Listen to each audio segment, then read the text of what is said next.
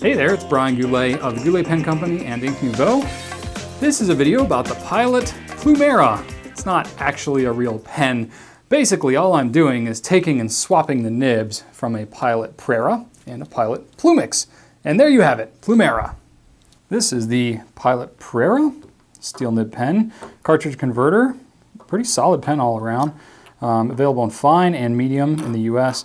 The fine nib is particularly fine. The medium's nice and smooth. I like this pen. It's a good pen all around. The Plumix is affectionately known around the Goulet shop as the squid pen because that's kind of what it looks like with that little squid-like head and everything. But you know, it's essentially a calligraphy pen, if you will.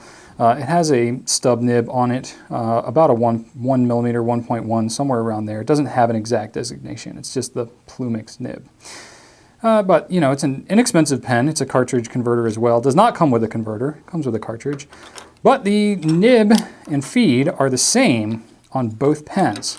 I'll show them to you real quick. They're friction fit and they're demonstrators, so you can actually see them in there. You can see how the nib and the feed just kind of sit there in the pen. And you can just grab it with your fingers like so. Excuse the ink on my hands. And voila, just pulls right out. And it actually fits in there kind of nicely because the nib has these wings on it that kind of inset onto part of the feed. So it's almost hard to get it in the wrong place because it won't seat properly unless you have it aligned and in the right place. So, and then here's the Plumix, same kind of deal.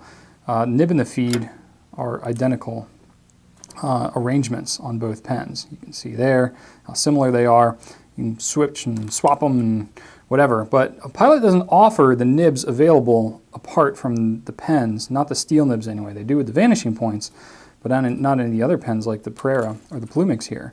So basically you have a fine and medium option on your Prera, and you have an italic stub option on your Plumix.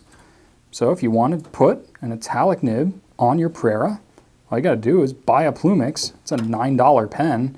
Basically, you know, you can use the body for whatever you want, but you just take your feed from your Prera, and then you take your italic nib from your Plumix, and it'll just fit right in there. It doesn't have to go in any specific orientation. You just pretty much take it and kind of jam it in there until it won't go in anymore. Kind of self-aligns, and it's actually pretty darn easy to do.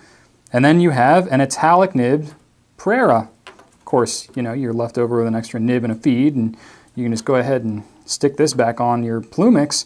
Then you have a fine nib on your Plumix. The only thing is when you're doing with the Plumix, you want to make sure that when you have the pen sitting there that the writing is going to align with the top part of the nib.